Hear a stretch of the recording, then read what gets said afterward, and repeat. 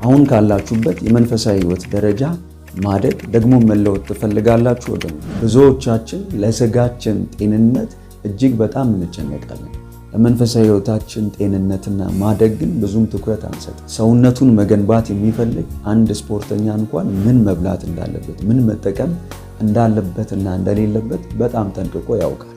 ልክ እንደዚሁ ነው መንፈሳዊ ህይወታችን ላይ ጥንቃቄ ማድረግ ያለብን። ማንን ማግኘት እንዳለብንና ማንን ማግኘት እንደሌለብን፣ ማንን ጓደኛችን ማድረግ እንዳለብንና እንደሌለብን በጣም ጠንቅቀን ልናውቅ ይገባል። ጓደኛችሁ ያደረጋችሁትና ጊዜያችሁን ሰጥታችሁ ከእርሱ ጋር እየዋላችሁ ያላችሁት ያ ሰው ብትፈልጉ ባትፈልጉ በመንፈሳዊ ህይወታችሁ ላይ ትልቅ ተጽዕኖ አለ። አይደለም ማደግ፣ አይደለም በመንፈሳዊ ህይወታችሁ መለወጥ፣ አሁን ካላችሁበትም ህይወት በእርግጠኝነት ነው የምነግራችሁ ትወርዳላችሁ። ወደማትፈልጉት ወደዚያ የህይወት ደረጃ ወርዳችሁ ራሳችሁን ታገኛላችሁ። ወገኖቼ መንፈሳዊ ህይወት ወይም ደግሞ መበርታት የምንለው ነገር በጥሞና ጊዜያችሁ የምትጨርሱት ጉዳይ አይደለም። ወይም ደግሞ ቸርች የምትጨርሱት ኦር አገልግሎት ላይ የሚያበቃ ነገር አይደለም። መንፈሳዊ ነገር ከምታስቡት በላይ እጅግ በጣም ሴንሲቲቭ። ለዛ ነው መጽሐፍ ቅዱሳችን ምን እንድንሰማ ጥንቃቄ እንድናደርግ የሚያስጠነቅቅ። የእያንዳንዱ ሰው መንፈሳዊ ህይወት ልክ የወሰነው ውሳኔ የሚውልበት ቦታ የሚያገኛቸው ሰዎችና የምርጫው ውጤት ነው። ሰላም፣ እንዴት አላችሁ? በዚህ ቪዲዮ የመንፈሳዊ ህይወታችሁ ድካም ምክንያት የሆነውንና መንፈሳዊ ህይወታችሁን እየበላ ያለውን አንድ ሚስጥር እንዲሁም ደግሞ ልታደርጉት የሚገባውን እርምጃ ልትወስዱትን የሚገባውን ያንን እርምጃ የማስተምራችሁ ይሆናል። እኔ ወንድማችሁ መልካሙ ጌታ ነኝ። ይህ ቪዲዮ እጅግ በጣም የሚጠቅም ቪዲዮ ስለሆነ ሁላችሁም ስትጀምሩ እንደተለመደው ላይክ በማድረግ ጀምሩ። ቻናሉ ሆሊ ቲዩብ ኢትዮጵያ ነው። ቪዲዮውን እስከ መጨረሻ ድረስ በትኩረት ተከታተሉ። አሁን በቀጥታ ወደ ቪዲዮ እናልፋለን። ብዙዎች በመንፈሳዊ ህይወታቸው ማደግ፣ መለወጥ፣ የሆነ ብርቱ መንፈሳዊ ሰው መሆን ይፈልጋል። ነገር ግን አብረውት የሚያሳልፉትን ሰው፣ የሚገናኙትን ሰው ምን አይነት ሰው እንደሆነና ያን አብረውት የሚያሳልፉት ሰው ላይ ጥንቃቄ አያደርጉ፣ ወይም ደግሞ ጓደኛ የሚያደርጉት ሰው ላይ ጥንቃቄ አያደርጉ። ወገኖቼ መንፈሳዊ ህይወት ወይም ደግሞ መበርታት የምንለው ነገር በጥሞና ጊዜያችሁ የምትጨርሱት ጉዳይ አይደለም። ወይም ደግሞ ቸርች የምትጨርሱት ኦር አገልግሎት ላይ የሚያበቃ ነገር አይደለም። መንፈሳዊ ነገር ከእግዚአብሔር ጋር ባላችሁ ህብረት እንኳን የሚያበቃ እዛ ጋር የሚያልቅ ነገር አይደለም። መንፈሳዊ ህይወታችሁ በእነኛ ንክኪያችሁ አብራችኋቸው በምታሳልፏቸው ሰዎች በምታሳልፉበት ቦታና ሁኔታ ተጽዕኖ ይደረግበታል። ይሄ መንፈሳዊ ህይወታችሁ የእያንዳንዱ ሰው መንፈሳዊ ህይወት ልክ የወሰነው ውሳኔ የሚውልበት ቦታ የሚያገኛቸው ሰዎችና የምርጫው ውጤት ነው። አሁን ያላችሁበት ህይወት ያንን ነው የሚያሳየው ወገኖች። ይህንን ስላችሁ በምክንያት ነው። ምክንያቱም መንፈሳዊ ነገር ከምታስቡት በላይ እጅግ በጣም ሴንሲቲቭ ነው። ለዛ ነው መጽሐፍ ቅዱሳችን ምን እንድንሰማ ጥንቃቄ እንድናደርግ የሚያስጠነቅቀን። አብዛኞቻችን ሁሉም ሰው በሚባል ደረጃ ከቤተሰቡ ቀጥሎ ሰፊ ሰዓት የሚሰጠው አብሮ የሚያሳልፈው ከጓደኛው ጋር ነው። እንደውም አንድ የሀገራችን አባባል አለ፣ ጓደኛህን ንገረኝና የሚባል ማለት ነው። የኛ ማንነትና ባህሪ በዚያ ስለሚቀረጽ ማለት ነው። አብረነው የምናሳልፈው ጓደኛ በአሉታዊም ሆነ በአዎንታዊ የሆነ ተጽዕኖ ህይወታችን ላይ አለ። በተለይ ደግሞ መንፈሳዊ ህይወታችሁ ላይ ተጽዕኖ አለ ወገኖቼ።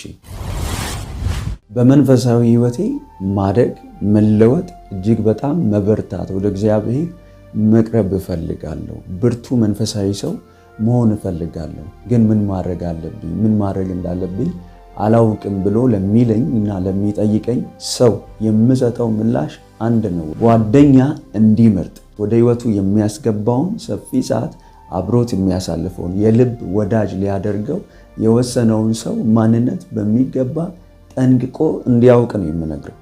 አሁን ካላችሁበት የመንፈሳዊ ህይወት ደረጃ ማደግ ደግሞ መለወጥ ትፈልጋላችሁ ወገኖቼ? አብራችሁት የምታሳልፉትን ሰው መንፈሳዊ ህይወት ደረጃ ወይም ደግሞ ለእግዚአብሔር ያለውን ረሃብ፣ ለእግዚአብሔር ያለውን ቅናት፣ ለመንፈሳዊ ነገር ያለውን ፍላጎት ያንን ወቅ ወገኖቼ። ቢቻል ያ ጓደኛችሁ የምታደርጉት አብራችሁት የምታሳልፉት ያ ሰው በመንፈሳዊ ህይወቱ ወይም ደግሞ በመንፈሳዊ ረሃብ ከናንተ የተሻለ ቢሆን ወይም ደግሞ የበለጠ ቢሆን ሞር የተሻለ ነው። ያ ግን መሆን ካልቻለ ቢያንስ በእናንተ ሌቭል መሆን አለበት። ገብቷችኋል? ረሃቡ፣ እግዚአብሔርን መፈለጉ፣ ለመንፈሳዊ ነገር ያለው ቅናት ቢያንስ በእናንተ ሌቭል በእናንተ ደረጃ መሆን አለበት።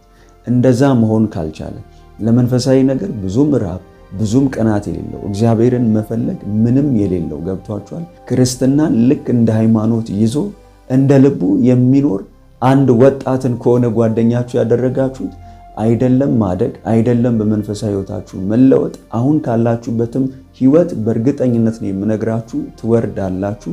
ወደማትፈልጉት ወደዚያ የሕይወት ደረጃ ወርዳችሁ ራሳችሁን ታገኛላችሁ። ይህንን ብዬ ስላችሁ በምክንያት ነው። ምክንያቱም እንደ መንፈሳዊ ሰው በሕይወታችን ትኩረት ከምንሰጣቸው ነገሮች መካከል የመጀመሪያው መሆን ያለበት መንፈሳዊ ሕይወታችን ነው። ከእግዚአብሔር ጋር ያለን ህብረት ነው።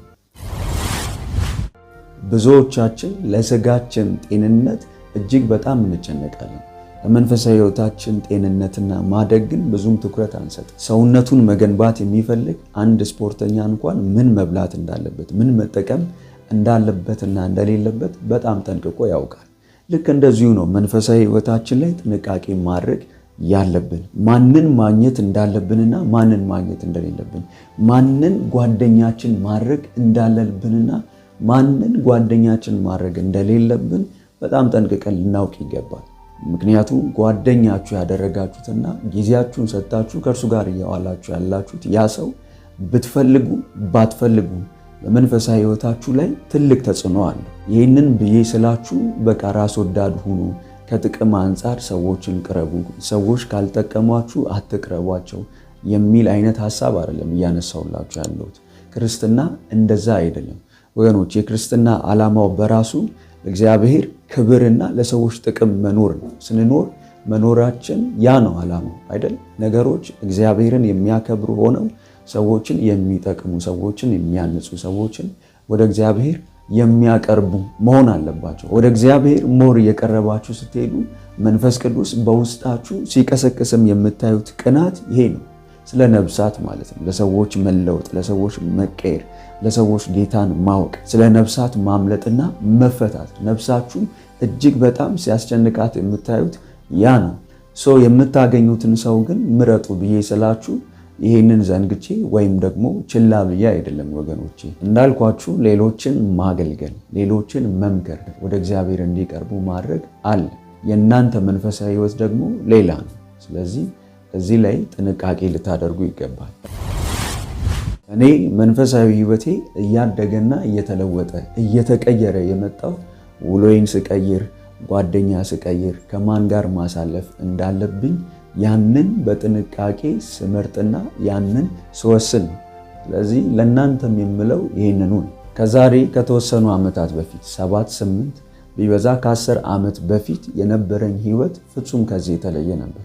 አሁን ያለሁበትን ሕይወት ወደዚህ መንፈሳዊ ሕይወት እመጣለሁ ብዬ በፍጹም አላስብም ነበር። ከነኛ ዓመታት በፊት የነበሩኝ ጓደኞች ሌሎች ነበሩ። አብሬያቸው የማሳልፋቸው አብሬያቸው ያደግኳቸው ልጆች ማለት ነው። አንዳንዶቹ ኢቭን በጌታ አይደሉም። ከዛ የተነሳ ለመንፈሳዊ ነገር እኔ ራሴ ቅርብ አልነበርኩም። እግዚአብሔር ግን ቸር ስለሆነ ወደማድግበት ወደምለወጥበት ሞር ወደ እርሱ ወደሚያቀርቡኝ ነገሮች ይመራኝ ነበር። ከነዚህ ነገሮች አንዱ ጓደኛ ነው፣ ወይም ደግሞ መንፈሳዊ ጓደኛ ማለት ነው። እውነቱን ለመናገር ያኔ ወስኜን የገባሁበት በቃ ለመለወጥ ብዬ የምላችሁ አይደለም። በቃ እግዚአብሔር ቸር ነው፣ እንድለወጥ እንድቀየር ሞር ወደሱ እንድቀርብ ስለፈለገ ያንን እድል ሲፈጥር በቃ በጊዜ ሂደት ከነኛ መንፈሳዊ ጓደኞቼ ጋር መዋል ስጀምር፣ አብሬ ማሳለፍ ስጀምር መንፈሳዊ ሕይወቴ እየተለወጠ እየተቀየረ መንፈሳዊ ረሃብ ውስጤ እየገባና እየታደሰ እየተቀየርኩኝ መጣሁኝ ማለት ነው። እዚያን ጊዜ ጀምሮ የማገኛቸው አብሬያቸው የማሳልፋቸው ልጆች እነኚህ ሆኑ ማለት ነው። እነኚህ በዙሪያ ያሉ ጓደኞቼ ከምነግራችሁ በላይ መንፈሳዊ ሕይወታቸውና መንፈሳዊ ረሃባቸው እጅግ በጣም ከፍተኛ ነው። ከዛ የተነሳ ፕሮግራሞች አሉ እኔና እነርሱ ብቻ የምንጸልይባቸው ማለት ነው። በግል እየገባን እንጸልያለን። ዴይሊ ነው የምንጸልየው። ክፍተት ባገኘን ቁጥር ፕሮግራም አለን፣ በፕሮግራም የምንጸልይበት። ነገር ግን በቃ አጋጣሚዎች ሲፈጠሩ በአጋጣሚዎች ሁሉ እየገባን እንጸልያለን፣ አብረን እናሳልፋለን፣ ምሽጎች እንገባለን፣ ጾም ጸሎቶች አብረን እናደርጋለን እና በመንፈሳዊ ሕይወቴ ሞር እንዳድግ እንድበረታ አንድም የሆንኩት በእነሱ ምክንያት ነው። በየቀኑ በተገናኘን ቁጥር መንፈሳዊ ሕይወታቸውን ጠይቃቸዋለሁ፣ እንዴት እንዳሳለፉ ጠይቃቸዋለሁ። ልክ እንደዛው እኔንም እነርሱ ይጠይቁኛል፣ እንዴት እንዳሳለፉ እንጠያየቃለን። ከእግዚአብሔር ጋር ስላላቸው ነገር በየቀኑ ነው የምናወራው። ኢቭን በምን ሐሳብ ሲጸልይ እንደዋለ እንኳን ጠይቋል። እርሱም እንደዛው ማለት ነው። ስለ መንፈሳዊ ሕይወቱ ጸልይለታለሁ። ስለ መንፈሳዊ ሕይወቴ፣ ስለ እያንዳንዱ ነገሬ ይጸልይልኛል። ለሕይወቴ መለወጥና ወደ እግዚአብሔር ሞር ለመቅረቤ ጓደኞቼ በሕይወቴ ላይ ትልቅ አስተዋጽኦ ነው ያላቸው። ሰው ማደግና መለወጥ የምትፈልጉ ከሆነ አብራችኋቸው የምታሳልፏቸው ጓደኞቻችሁ ምን አይነት እንደሆኑ ማወቅ፣ ስለነሱ ማወቅ አለባችሁ። ምን አይነት ጓደኞች ናቸው አብራችሁ የምታሳልፉት ማለት ነው። አብራችሁ ውላችሁ ስትገቡ መጸለይ ነው የሚያሰኛችሁ፣ ቃሉን ማንበብ ነው የሚያሰኛችሁ፣ ለመንፈሳዊ ነገር አፒታይት አላችሁ። ያንን ቼክ አድርጉ ወገኖቼ። እንደዛ ካልሆነ አብራችሁ አሳልፋችኋቸው ስትለያዩ ነፍሳችሁ የሚያሰኛት ሌላ ነገር ከሆነ፣ ነፍሳችሁ ከእግዚአብሔር በምትርቅባቸው ነገሮች እንድትጠመድ ከሆነ የምትሆነው ወገኖቼ ሕይወታችሁ ላይ ነው እየቀለዳችሁ ያላችሁት። ስለዚህ መወሰን አለባችሁ። ይህንን በትህትና በእውነት እነግራችኋለሁ። እንደ መንፈሳዊ ሰው ለመንፈሳዊ ሕይወታችሁ ጥንቃቄ እንድታደርጉ መምከር ስለሚገባኝ ማለት ነው። ስለዚህ ያንን አድርጉ። ይህንን ማድረግ ከቻላችሁና አብራችሁ የምታሳልፉትን ጓደኛ መምረጥ በሚገባ ከቻላችሁ በእውነት ነው የምነግራችሁ፣ በመንፈሳዊ ሕይወታችሁ ላይ ትልቅ ለውጥ ታያላችሁ። ተባረኩልኝ። ወዳችኋለሁ። የዛሬው ቪዲዮ ይህንን ይመስል ነበር። ከዛሬው ትምህርት ምን ተማራችሁ? ኮመንት ላይ አስቀምጡልኝ፣ አየዋለሁ። እኔ ወንድማችሁ መልካሙ ጌታ ነበርኩኝ። ቻናሉ ሆሊ ቲዩብ ኢትዮጵያ ነው። እንደዚህ ያሉ ትምህርቶችን በቀጣይ ማግኘት የምትፈልጉ ከሆነ ሰብስክራይብ በማድረግ ለቻናሉ አዲስ የሆናችሁ ቤተሰብ ሁኑ። ይህ ቪዲዮ እጅግ በጣም የሚጠቅም ስለሆነ ላይክ አድርጉት። እናንተ ላይክ ስታደርጉ ዩቲዩብን ቪዲዮ ለብዙዎች ያደርሰዋል። ስለዚህ ሁላችሁም ቪዲዮውን ላይክ ማድረግ እንዳትረሱ። እናንተም ሼር በማድረግ ይህንን ትምህርት አብራችሁኝ አገልግሉ። ተባረኩልኝ። ወዳችኋለሁ። ከዚህ ቀደም ያስተማርኳቸው ከዚህ ጋር የተያያዙ ለመንፈሳዊ ሕይወታችሁ መነቃቃት የሚጠቅሙ 3 ክፍሎች አሉ። እነዛን ቪዲዮዎች ኢንድ ስክሪን ላይ ያስቀምጥላችኋለሁ። እነዛን ትምህርቶች እየገባችሁ አሁኑኑ ስሟቸው። እጅግ በጣም ትባረኩባችኋላችሁ። ተባረኩልኝ። ወዳችኋለሁ። በቀጣይ በአዲስ ቪዲዮ እስክንገናኝ ሻሎም ኃያላን። በይበልጥ በመንፈሳዊ ሕይወቶ እጅግ የሚበረቱባቸውና መንፈሳዊ ረሃቡን የሚጨምሩ ትምህርቶች እንዲሁም የጸሎት አገልግሎት በየቀኑ እንዲደርሱ ሰርቫንት መልካሙን ጌታ በማለት የፌስቡክ እንዲሁም የቲክቶክ አካውንታችንን እንዲሁም ሆሊ ቲዩብ ኢትዮጵያ ብለው ሰርች በማድረግ የቴሌግራም ቻናላችንን ይቀላቀሉ። ተባርካችኋል።